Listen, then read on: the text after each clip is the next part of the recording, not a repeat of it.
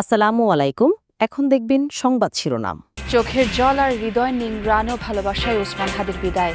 জানা যায় লাখো মানুষের অংশগ্রহণ। ঢাকা বিশ্ববিদ্যালয়ে জাতীয় কবির পাশে দাফন।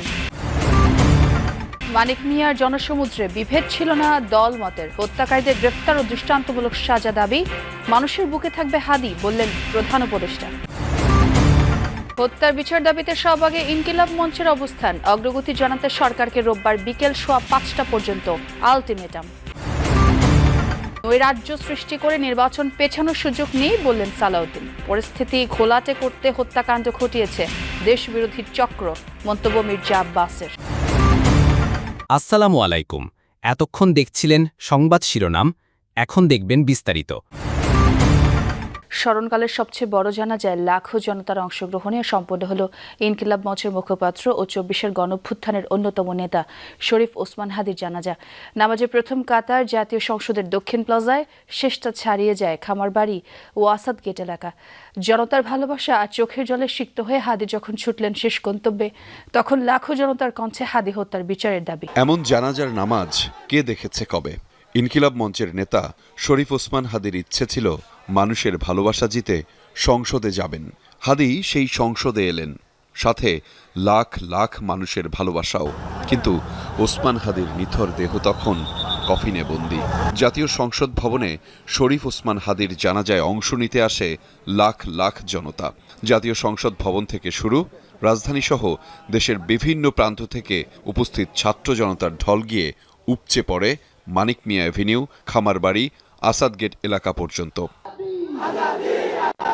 স্লোগানে স্লোগানে প্রকম্পিত হতে থাকে, আমরা সবাই হাদি হব, যুগে যুগে লড়ে যাব, হাদি ভাইয়ের রক্ত বৃথা যেতে দেব না।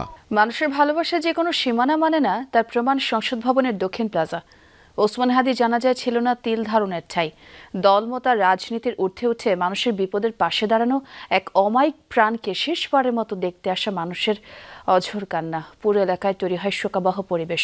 এ কি শুধু একজনের জানাজা, নাকি প্রিয়জনকে হারানোর আর্তনাদে ফেটে পড়া কোনো জনসমুদ্র? সংসদ ভবনের দক্ষিণ প্লাজা ছাড়িয়ে মানুষের ঢল ফার্মগেট, বিজয় সরণি, ধানমন্ডি, শ্যামলী পর্যন্ত। কারো চোখে অঝোর ধারা, কারো স্তব্ধ দৃষ্টি আকাশ পানে।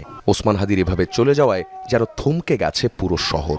রাজনীতি বা মতাদর্শের ঊর্ধ্বে উঠে মানুষ কেবল ভালোবেসেই সমবেত হয় এই প্রাঙ্গণে। আমার মনে হয় কি পুরো নিজের ভাই মারা গেছে, মানে এত আমাদের কষ্ট লাগছে। হাদি ভাই আমাদেরকে শিখিয়েছেন কিভাবে মাথা উঁচু করে বাঁচতে হয়। তার কাছ থেকে অনেক কিছু নেওয়ার ছিল, আমাদের তার কাছ থেকে শিখতে হবে, বা তার যে আদর্শগুলো ছিল সেগুলো আমাদের ধারণ করতে হবে। আমাদের মাঝখানে যে আল্লাহ রাব্বুল আলামিন যে হাদিকে দিয়েছিল, এই হাদি যুগে যুগেও সৃষ্টি হবে না। আজাদের জন্য সে লড়াই করছে, আমরা চাই সে চির অমর হয়ে থাকুক। হাদি ভাই অনেক হাদি তৈরি করে গেছে। আল্লাহু আকবার। কাঁধে কাঁধ মিলিয়ে দাঁড়িয়েছেন ধনী দরিদ্র, চেনা অচেনা সবাই। এই যে ভালোবাসা, এই যে অশ্রু, এ তো আর একদিনে অর্জিত হয়নি। মানুষের বিপদে পাশে দাঁড়ানো আর অমায়িক ব্যবহার দিয়ে হাদি জায়গা করে নিয়েছিলেন লাখো মানুষের হৃদয়ে। আজকের ওর সন্তানের চেহারার দিকে তাকানো যায় না। আজকের আমার মা প্রায় পাগল হয়ে যাচ্ছে, জ্ঞান হারিয়ে ফেলছে। আমার ভাই বোন তোরে পাগল হয়ে যাচ্ছে। আমার 6 ভাই বোনের মধ্যে সবচেয়ে ছোট ছিল শরীফ ওসমান হাদি। আজকের তার লাশ আমার কাঁধে বহন করতে হচ্ছে।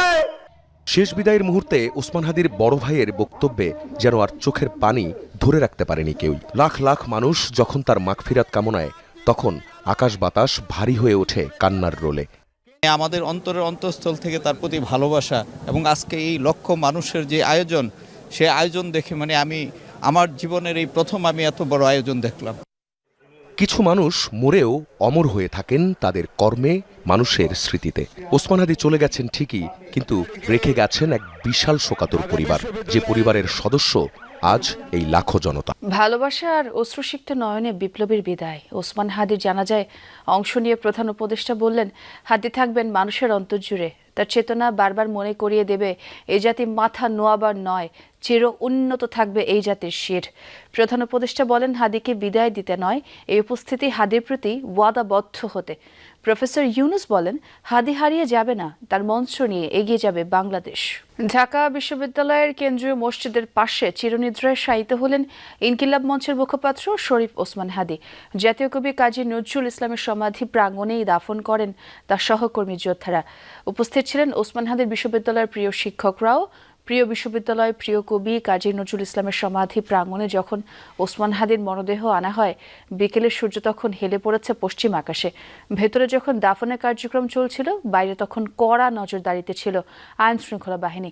বিশ্ববিদ্যালয় প্রশাসনের সর্বোচ্চ ব্যক্তি, শিক্ষক, ডাকসু নেতৃবৃন্দ ছাড়াও শেষ বিদায় জানাতে হাজির ছিলেন হাজারো মানুষ। দাফনের কার্যক্রম শেষে দোয়া পরিচালনা করেন ওসমান হাদির বড় ভাই ডক্টর মাওলানা আবু বকর সিদ্দিক। ওসমান হাদির হত্যায় জড়িতদের 24 ঘন্টার মধ্যে গ্রেফতারের আলটিমেটাম দিয়েছে ইনকিলাব মঞ্চ।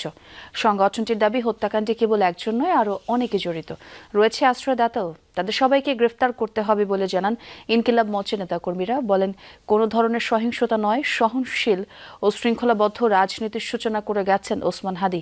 সে লক্ষ্য বাস্তবায়নে সবার প্রতি আহ্বান জানান তারা।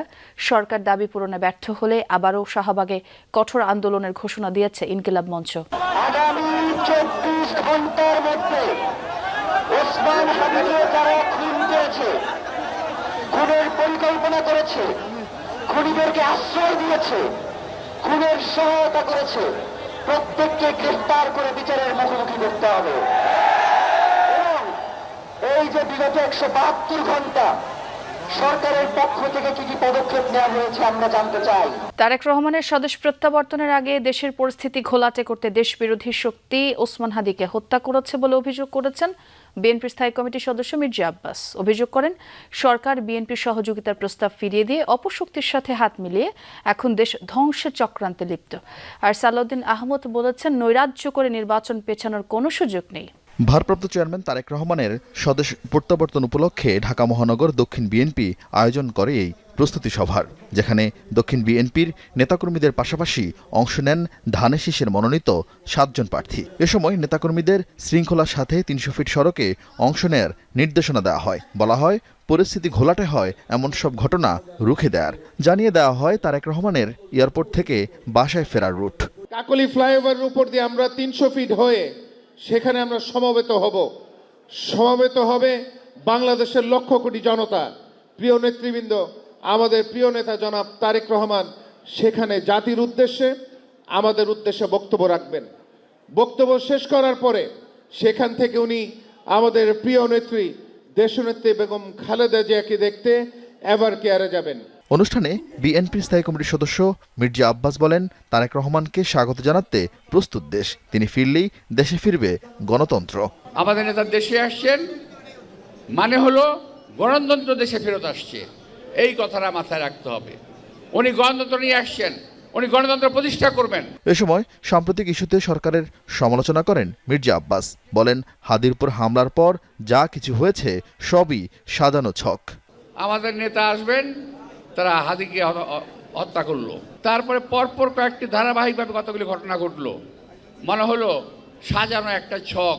কোনো হঠকারী কার্যক্রম ঢাকা শহরে আমরা হতে দেব না। যারা করতে আসবে তাদেরকে আমরা ইনশাআল্লাহ প্রতিহত করব। এই সরকার প্রধানের সঙ্গে দেখা করতে গিয়েছি, সহযোগিতার হাত প্রসারিত করেছি, কিন্তু আপনারা সেই সহযোগিতার হাত গ্রহণ করেন নাই। আপনারা দেশ বিরোধী চক্রের সঙ্গে দেশকে ধ্বংস করার নীল নকশায় লিপ্ত আছেন।